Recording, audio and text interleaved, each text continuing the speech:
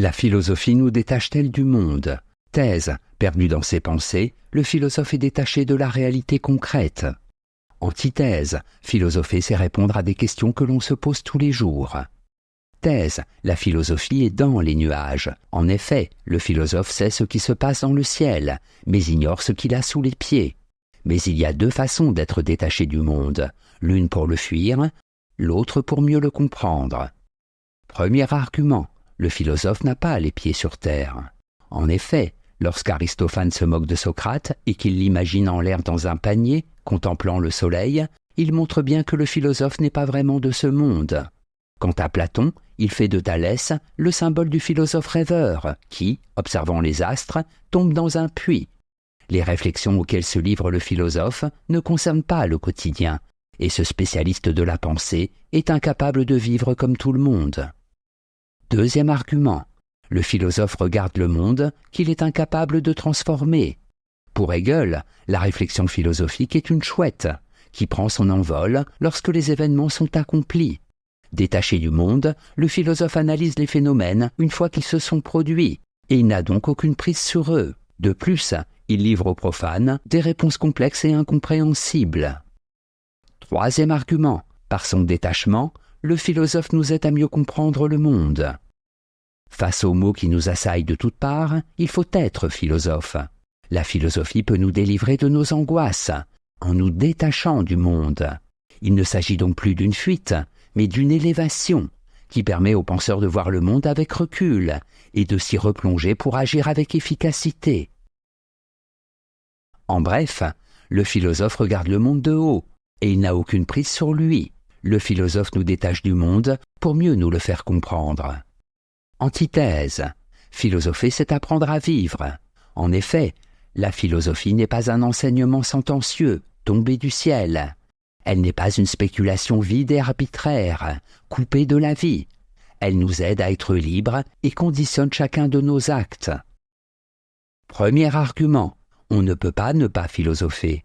Demain soir, j'ai un repas de famille qui me barbe, et j'aimerais ne pas rater le match capital que joue mon équipe de foot favorite. Est-ce que je suis totalement libre de faire ce qui me plaît? Je sais que je vais faire de la peine à mes parents, mais j'ai promis à mes copains d'aller au stade avec eux.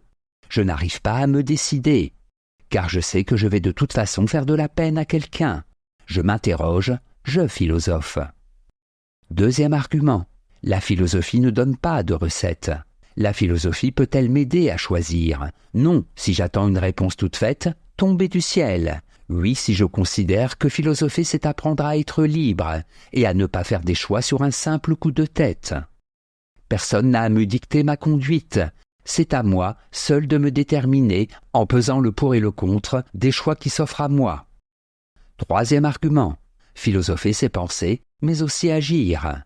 Instrument irremplaçable pour une réflexion autonome, la philosophie aide l'homme à sortir de l'ignorance et à ne pas obéir aveuglément à des ordres venus d'ailleurs. Face à un choix, je suis libre de penser comment je dois agir. Et ma réflexion aura obligatoirement un effet concret sur les événements de ma vie. Dans ce sens, philosopher, c'est aussi agir. En bref, la philosophie nous permet de réfléchir sur les événements de notre vie. Elle nous aide dans nos choix. Elle nous permet d'être libres. Synthèse. Le mot même de détachement est ambigu. Il peut certes s'appliquer au penseur qui réfléchit sur le monde, assis sur un petit nuage, les yeux tournés vers le ciel et ayant perdu tout contact avec la réalité.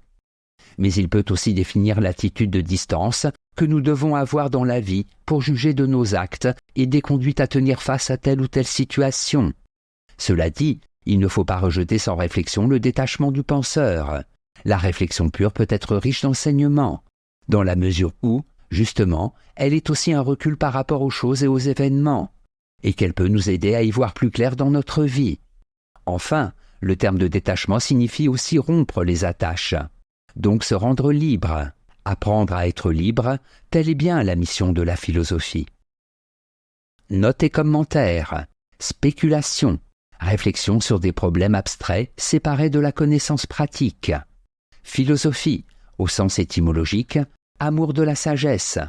En un sens plus général, on peut entendre la philosophie comme un savoir de type rationnel, comme une sagesse pratique ou comme une activité critique de réflexion.